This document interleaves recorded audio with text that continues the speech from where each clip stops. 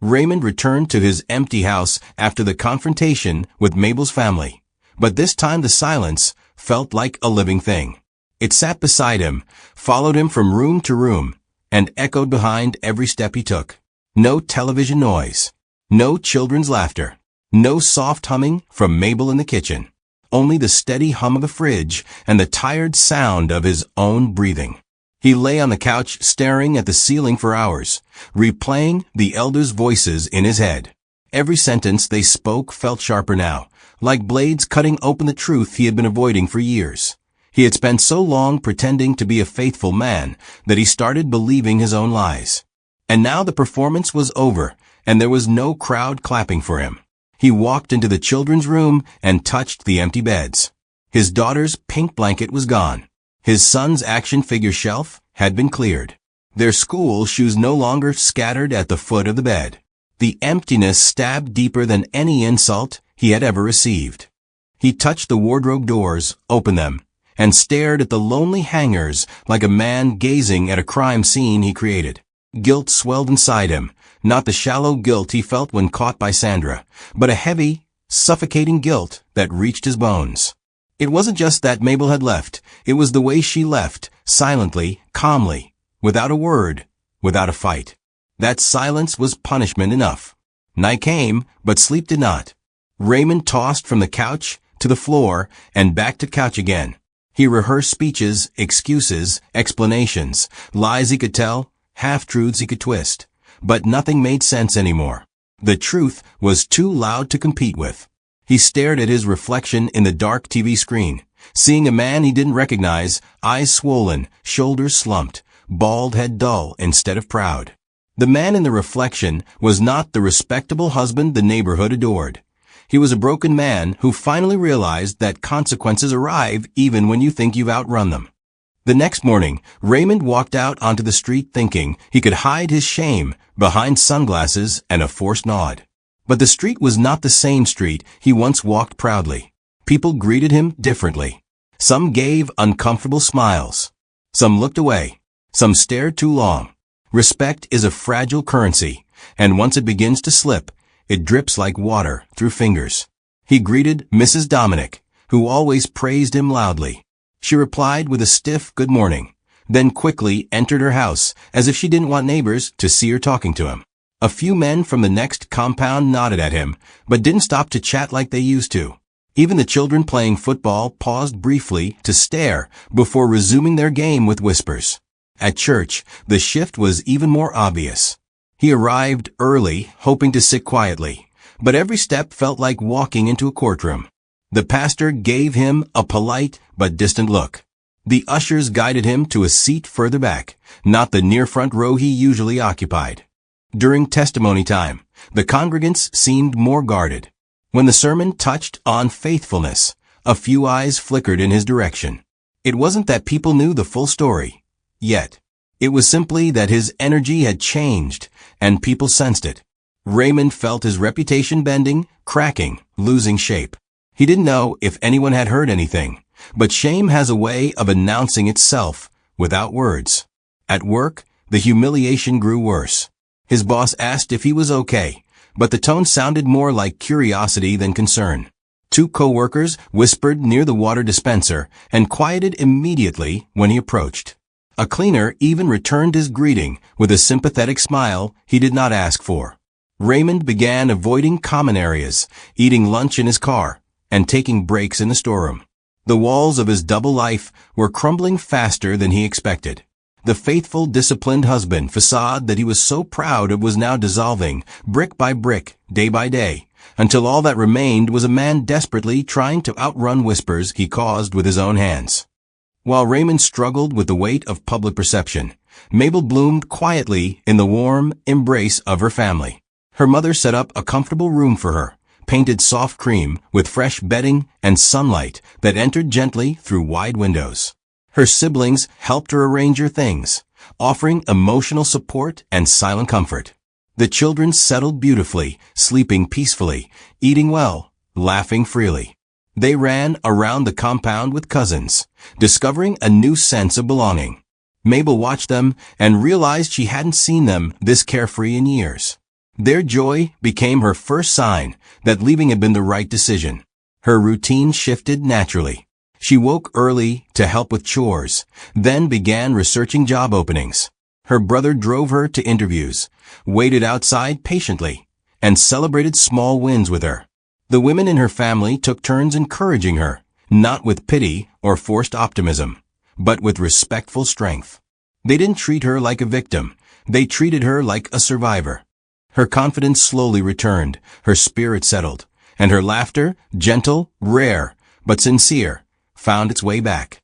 She had loved Raymond deeply, but in this new environment, she realized she had forgotten how to love herself. One evening, she sat on the balcony watching the sky soften into sunset. Her mother joined her, handing her a cup of warm tea. "You will heal," her mother said simply. "Not because he deserves forgiveness, but because you deserve peace." Mabel nodded, feeling tears rise but not fall. She wasn't ready to talk about forgiveness yet. She wasn't even sure she wanted to. But for the first time in a long while, she felt safe. And safety is a healing, even if it arrives quietly. She watched the children chase each other in the yard below and whispered a silent promise to herself. She would rebuild, not for Raymond, not for revenge, but for the person she was slowly rediscovering. Just when Raymond thought the worst was over, Sandra reappeared like a storm with no forecast. She resurfaced first with Instagram posts, loud selfies, cryptic captions, and indirect insults. Men who cheat always crawl back. Some are crying now. She tagged no names, but Lagos's eyes. People connected dots faster than free Wi-Fi. Raymond's phone buzzed with screenshots from friends asking, "Is this about you?" He denied everything. But denial doesn't clean dirt, it only spreads it across the floor. Sandra then escalated. She arrived outside Raymond's office, building dressed in bright clothes that could blind forgiveness itself. She shouted his name loudly, creating a scene that attracted staff, security, and strangers. "Raymond, you think you can dump me? After everything? After all the money you spent? Even your wife Dawn see all your pictures. No be me Sandam?" Her voice echoed through the compound like a siren. Phones came out. Cameras clicked. Raymond froze, his dignity leaking out like water from a cracked pot. The chaos swallowed him whole. Co-workers whispered. Security tried to escort Sandra out, but she resisted dramatically, dragging the moment as if she were auditioning for a telenovela. When she finally left, Raymond stood alone, embarrassed beyond imagination. He wanted to evaporate, dissolve, or at least rewind 6 months and slap sense into his past self. But choices, once made, become shadows that follow you even in light. The video of Sandra shouting traveled quickly, and even though Mabel didn't see it immediately, the world did. Raymond's carefully constructed image was now dust at the feet of a woman who once called him Shiny Daddy. After weeks of humiliation, Raymond longed for something real, something familiar, something that didn't come with a price tag or a hidden motive. He wanted to see his children, not just to ease his pain, but because they were the last remaining pieces of hope in his shattered life. He drove to Mabel's family house one Saturday morning without calling ahead, thinking his presence would move hearts. He rehearsed what he would say, softened his voice, picked fruits for the children, and even brought small toys. But the moment he reached the gate and knocked, Mabel's younger brother opened the gate slightly and blocked the entrance with his shoulder. "We were not expecting you," he said plainly. Raymond forced a smile. "Please. I just want to see my kids." The brother shook his head. "You need to follow proper arrangement. You can't keep showing up like this." Raymond swallowed, feeling his throat close in frustration. "Please. Just 5 minutes." "No," the brother replied firmly. The gate remained half open, but the message was fully clear. He was not welcome in that unannounced manner. The rejection cut deep, deeper than the elder's confrontation. His children were inside, laughing, playing, living, and he couldn't see them. His pride stirred, wanting to shout or argue, but reality humbled him before he could speak. He lowered his head. "Tell them I came," he whispered. The brother nodded once and closed the gate gently, as if closing the chapter on Raymond's old life. Raymond walked back to his car, sat inside, and cried like a man whose heart had finally understood the true cost of his actions. Not money, not reputation, not pride, but access to the people who loved him when he had nothing to hide. The morning the court summons arrived, Raymond was sitting at the dining table staring blankly at a bowl of untouched cereal. He hadn't eaten properly in days. His phone buzzed, and when he picked up the call, an unfamiliar voice asked for him. "You have legal documents that require your acknowledgement," the voice said calmly, as if delivering a normal envelope. But when Raymond received the brown envelope and saw the official stamp, his heart stopped. Divorce proceedings were moving forward, with or without his cooperation. Reality didn't just knock, it kicked the door open. His fingers trembled as he flipped through the papers, each legal term feeling like a blow to his chest. His pride moaned. His ego screamed. His eyes watered not from sadness, but from the crushing realization that his family was being dismantled, and he had caused it with his own hands. He sat there for nearly an hour, holding the papers like a child holding broken pieces of a toy. He called Mabel's number, still switched off to him.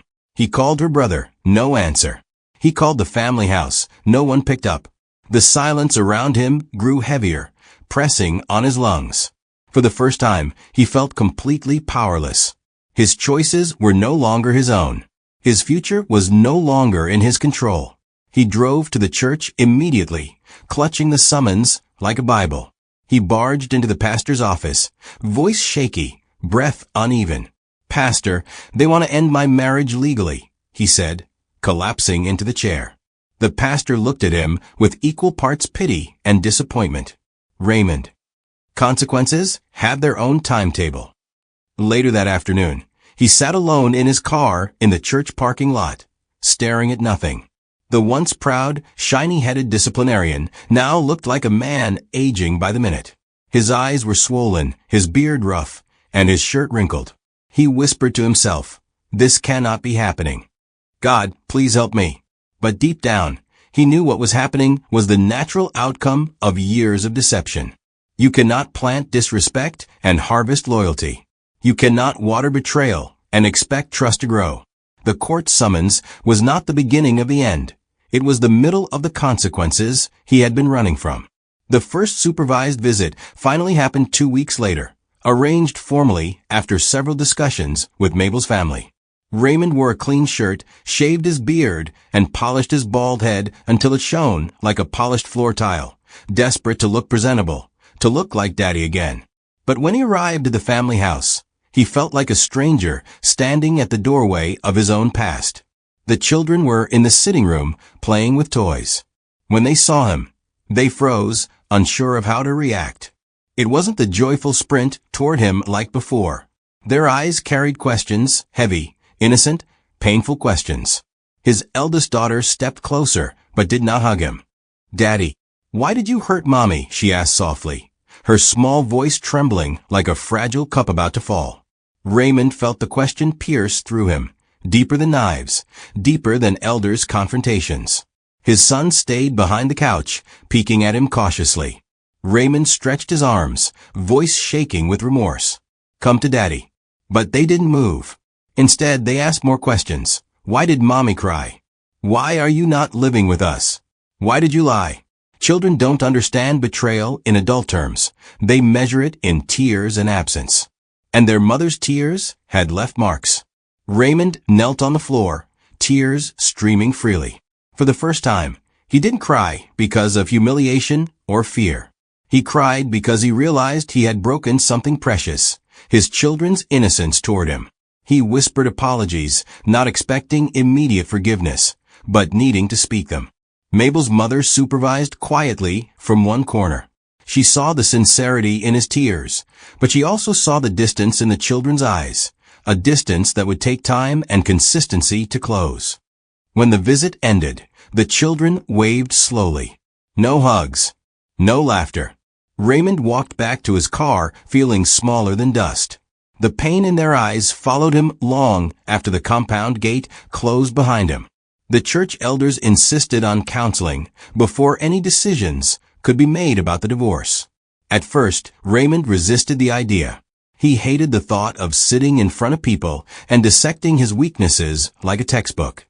But he soon realized this wasn't optional. If he wanted even a sliver of hope, he had to submit.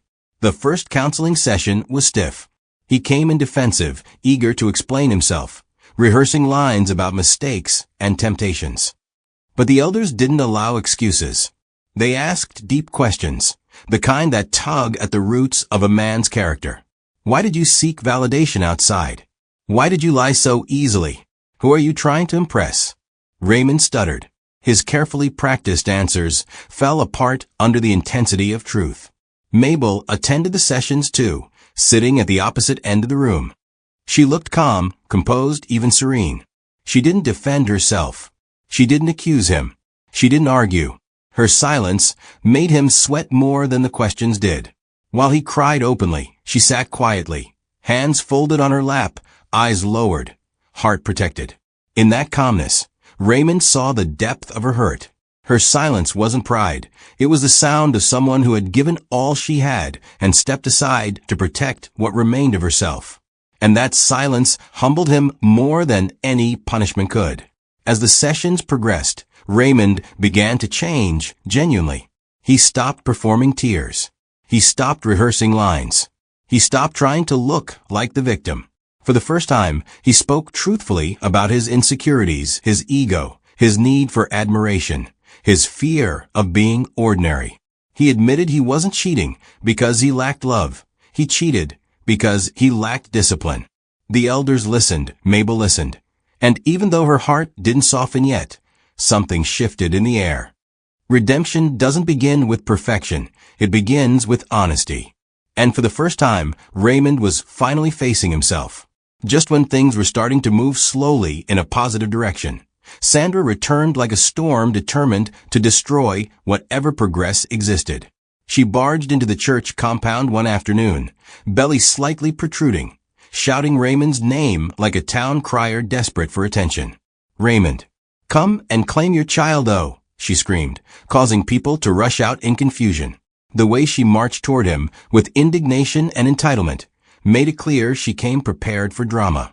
Members stared. Elders froze. Raymond nearly fainted. Mabel stood still, not shocked by Sandra's audacity, but exhausted by the timing. Raymond stuttered, What are you talking about?" But Sandra continued her performance. "You think you can dump me after everything? After spending a whole week with me? This is your baby." Her voice echoed across the compound. Phones came out. Videos began recording. What Raymond feared most, public disgrace, was unfolding like a horror movie. He shook his head violently, sweating profusely. "It's not mine," he shouted. But Sandra was relentless. "We shall see," she barked dramatically, like she rehearsed it overnight. The boda of trouble had arrived again, uninvited and reckless. The elders intervened, demanding immediate DNA testing. Mabel watched silently, her heart not breaking, but shutting again. This wasn't heartbreak. This was emotional exhaustion layered on disappointment. Raymond watched her expression and felt his hopes wither. Sandra smiled triumphantly, believing she had won. But consequences don't discriminate. She didn't know her lies would soon expose her more publicly than she intended. The DNA test was carried out within days, and the result arrived faster than expected. When the envelope was opened in the presence of the elders, Sandra, Raymond, and a few select witnesses, the truth stood naked on the paper. Raymond Okonkwo, not the biological father. Sandra's face fell like a collapsing ceiling. Her arrogance evaporated. The room burst into stunned whispers. Raymond, who had been sweating and trembling for days, fell on his knees, not out of guilt this time, but out of pure relief. It wasn't joy. It wasn't triumph. It was the release of fear that had been choking him like a tight rope. Sandra tried to talk her way out, blaming the lab, blaming timing, blaming stress. But the elders cut her off sharply. Her lies had nearly destroyed a healing process that was already fragile. She was escorted out of the compound with a firm warning never to return. But the damage was already done. Even though the child wasn't Raymond's, the emotional havoc she caused added fresh cracks to a marriage already split down the middle. When the room finally cleared, Raymond turned to Mabel, eyes swollen, voice trembling. "I swear I didn't," she raised her hand gently, stopping him mid-sentence. "The issue was never about the pregnancy," she said softly. "The issue was that your actions made the lie believable." Her words hit like a revelation wrapped in truth. Raymond lowered his head, understanding for the first time that betrayal is not just what you do. It's the damage your behavior allows others to cause. From that moment, he knew redemption wouldn't be a short journey. It would be long, painful, humbling, and completely dependent on Mabel's heart. Even after Sandra was exposed as a liar, the emotional dust she stirred did not settle quickly. In the days that followed, Raymond walked around like someone haunted by a memory he didn't create but still had to carry. People had heard the shouting, seen the chaos, recorded the embarrassment. Even if they didn't know the full truth, rumors had started boiling like stew left uncovered in harmattan. Neighbors whispered in low tones when he passed. At church, members avoided looking at him directly, as if they feared eye contact might drag them into his shame. It wasn't the scandal itself that crushed him. It was knowing that his own behavior had made him vulnerable to such public disgrace. Sandra would never have dared her performance if he hadn't handed her the stage months before. Raymond avoided the main road for days, taking back routes just to buy groceries. Even the supermarket attendant, who once greeted him with admiration, behaved differently, politely but carefully, as if she were handling something fragile and cracked. Raymond didn't blame anyone. He blamed himself. He spent long nights on the living room floor, papers scattered around him, replaying every wrong decision he ever made with a clarity that felt like punishment. Guilt doesn't whisper, it chants. And is chanted every night. You did this. You caused this. You gave strangers space to humiliate your home. But the worst aftershock wasn't societal. It was emotional.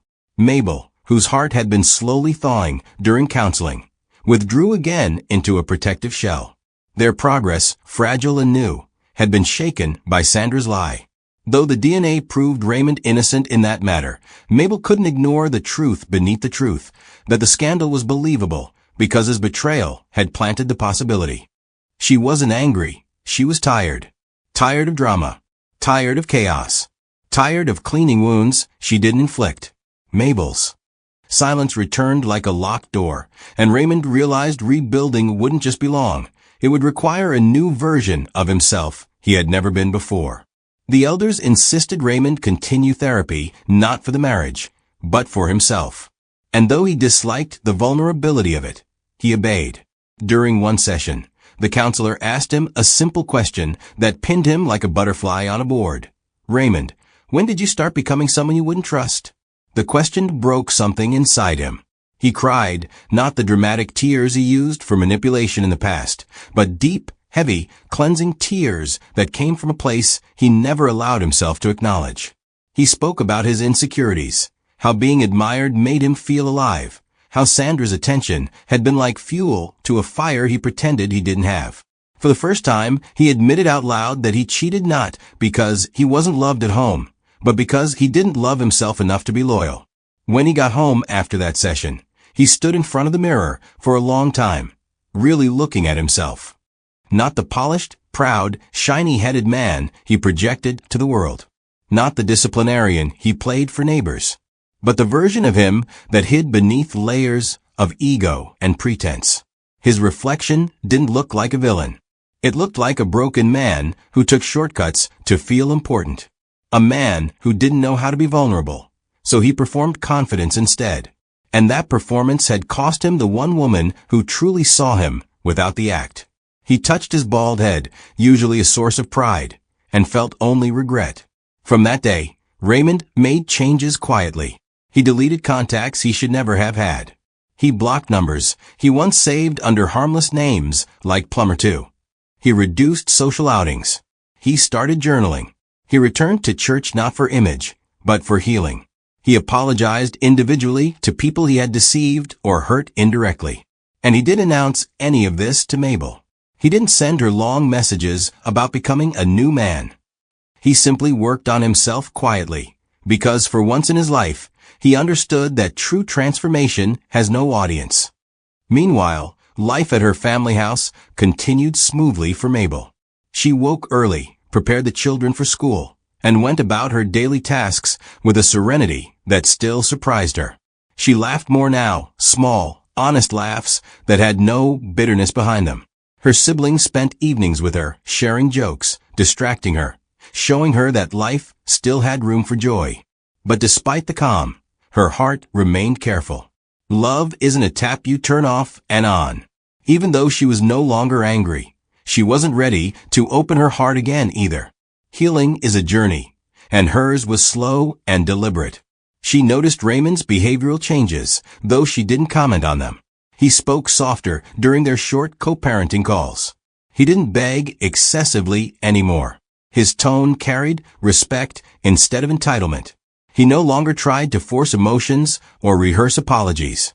He attended every scheduled counseling session without excuse. He respected boundaries. He gave her space. For the first time, she saw him acting like someone who understood the weight of accountability. And though she didn't show it, a small part of her heart softened like ice meeting sunlight. One weekend, when he came for another supervised visit, she watched him carefully from a distance. He didn't try to hold her hand. He didn't make unnecessary jokes. He focused fully on the children, kneeling to their height, apologizing to them gently, listening to them with genuine remorse. The children warmed up slowly, asking shy questions, eventually sitting on his lap again. Mabel felt something shift within her, a mix of peace, sadness, and unexpected hope. Not reconciliation, not forgiveness, just the soothing possibility that maybe, one day, the story could heal instead of end. The elder suggested that the next step should be co-parenting in neutral spaces, parks, eateries, church gatherings, places where both parents could interact respectfully without the weight of past wounds suffocating the air. Mabel agreed reluctantly, though she maintained firm boundaries. Their first outing in public was awkward. They sat at opposite ends of a bench while the children played, communicating mostly through gentle nods and necessary sentences.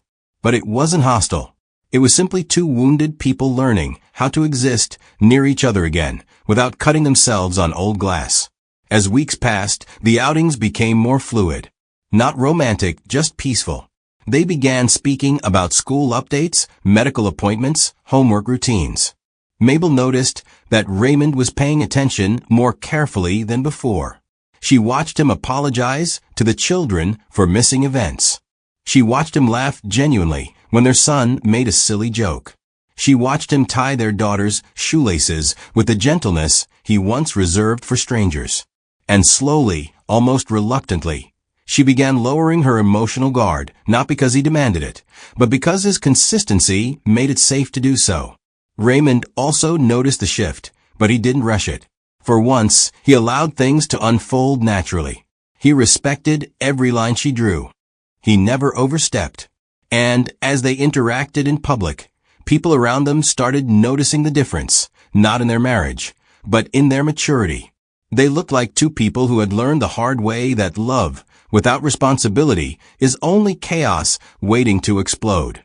The children flourished in this new arrangement, seeing their parents together, even if distant, healed something in them too. And Mabel couldn't deny how important that was. The breakthrough moment arrived unexpectedly on an evening, when Mabel asked him to walk her to her family's gate after a co-parenting outing. They walked side by side, awkwardly at first, the air heavy with unspoken emotions. But as they reached the gate, the silence felt too loud to carry home. So Mabel stopped walking, turned to face Raymond, and said softly, "I want to understand something." He swallowed hard, waiting. Her voice trembled, not from fear, but from the courage it takes to reopen a wound. "Why did you betray me after everything we built?" Not the cheating, not the lies, but the disregard. "When did you stop seeing me?" The question pierced him in a place he didn't know was still vulnerable. He opened his mouth, but no excuses came. No rehearsed lines. No dramatic speeches. Just truth, raw and painful. "I didn't stop seeing you," he said. "I stopped seeing myself." I started searching for validation in the wrong places because I didn't feel like enough. Not because you lacked anything, but because I lacked discipline and honesty. You deserved a better man, but I acted like a boy playing with matches in a house full of love. His voice cracked. You didn't fail me, Mabel. I failed myself. Mabel breathed deeply, her eyes softening with a mixture of sorrow and understanding. She didn't forgive him instantly, but she understood him. And sometimes, understanding is the first doorway to healing. I don't know what the future holds, she said quietly, but I'm willing to walk forward. Slowly, carefully, without rushing. For the children. For my own heart. For peace. Raymond nodded, tears falling freely now, but he didn't kneel, didn't beg, didn't dramatize.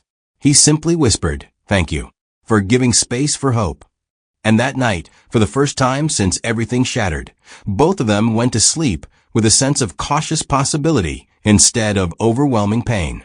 In the days that followed their honest conversation at the gate, Mabel found herself replaying Raymond's words more than she expected.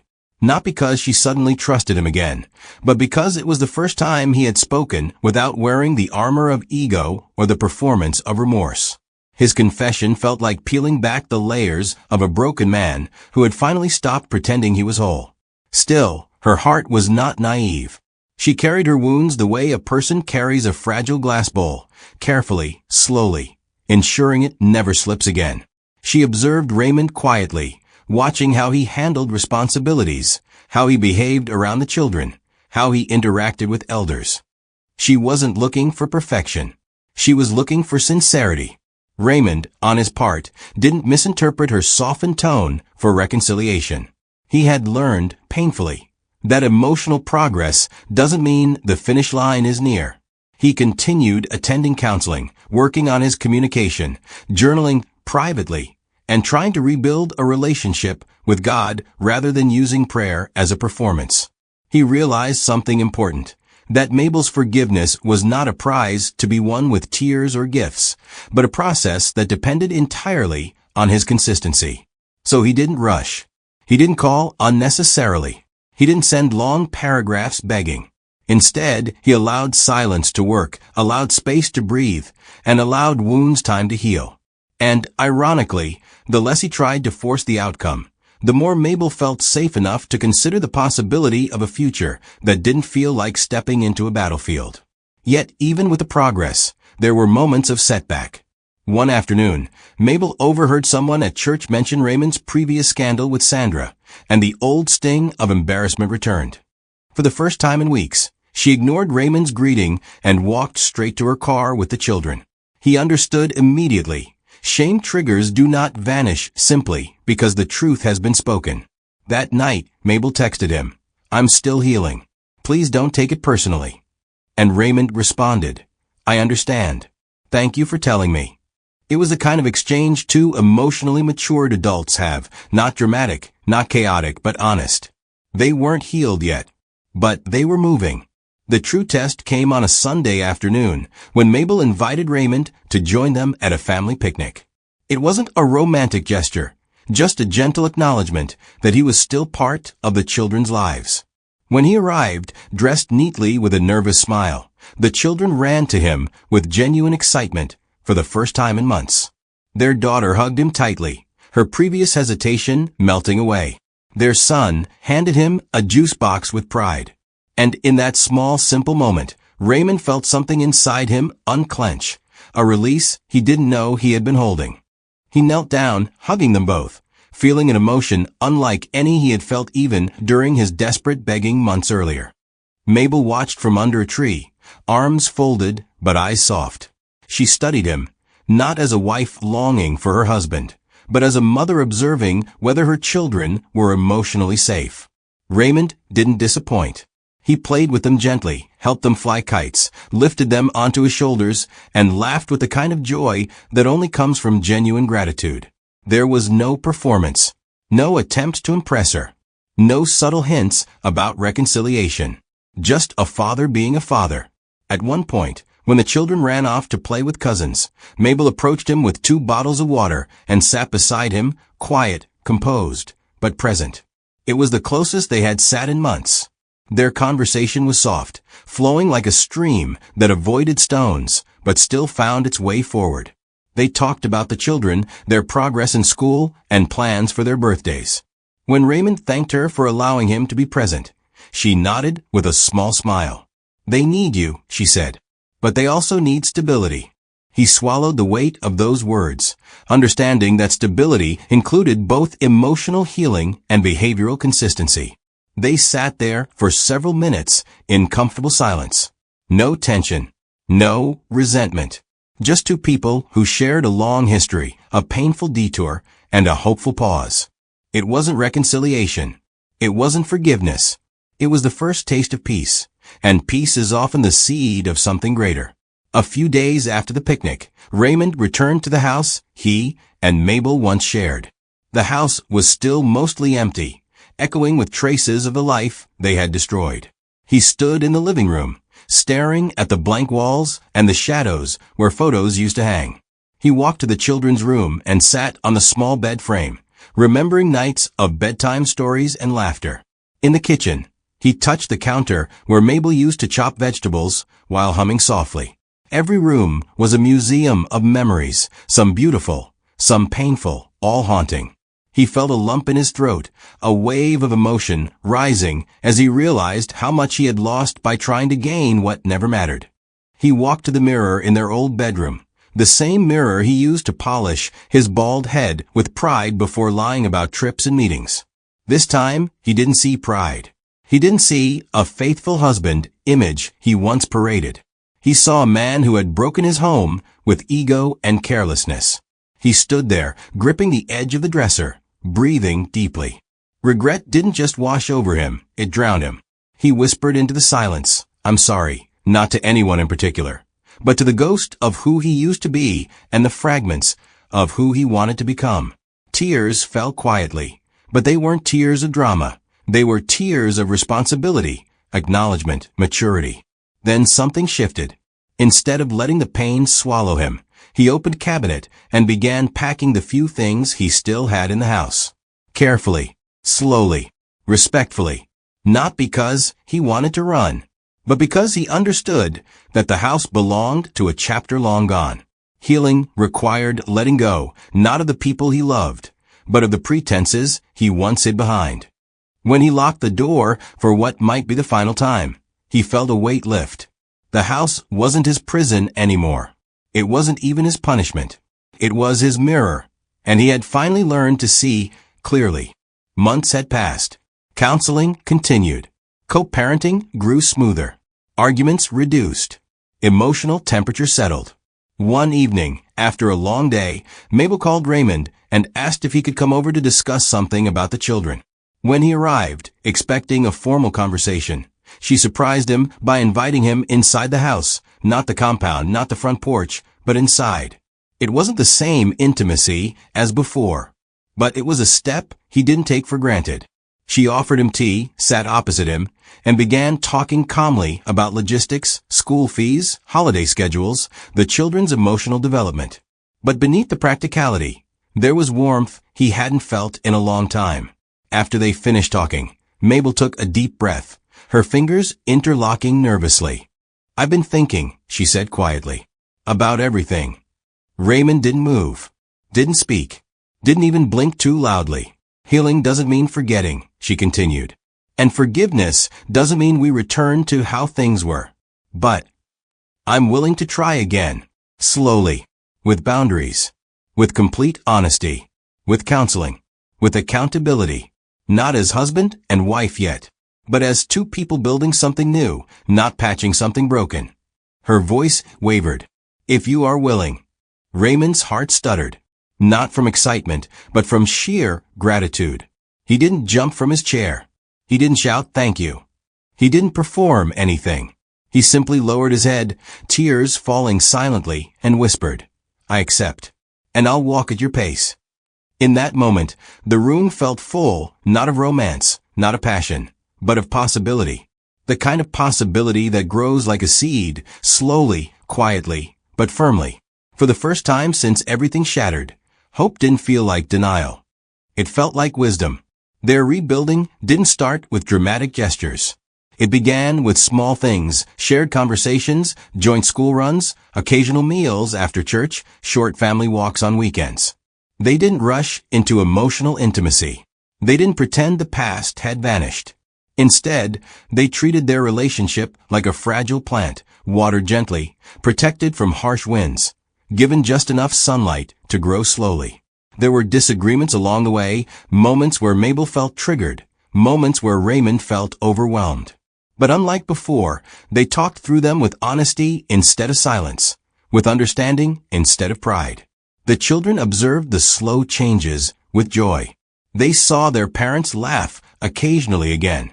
They saw their father behaving patiently, responsibly, humbly. They saw their mother smiling without forcing it. Healing became a collective experience, one that wrapped the family in a soft, hesitant warmth. Even the elders noticed the transformation, though they remained cautious. They encouraged the couple to continue counseling sessions, emphasizing that reconciliation without foundation would crumble again. Raymond agreed wholeheartedly. He didn't want a quick fix. He wanted a lasting restoration. The story closes not with a grand romantic reunion, but with something better. A quiet evening where the family sits together under the glow of soft lights, sharing laughter, food, and gentle conversation. Mabel looks at Raymond with eyes no longer sharp with pain, and Raymond looks back with humility instead of entitlement. They are not the couple they once were. They are not fully restored, but they are moving gently, thoughtfully, honestly, toward something new. A love rebuilt not on illusions, but on truth. A home reborn not in haste, but in patience. And sometimes that is the most powerful ending of all.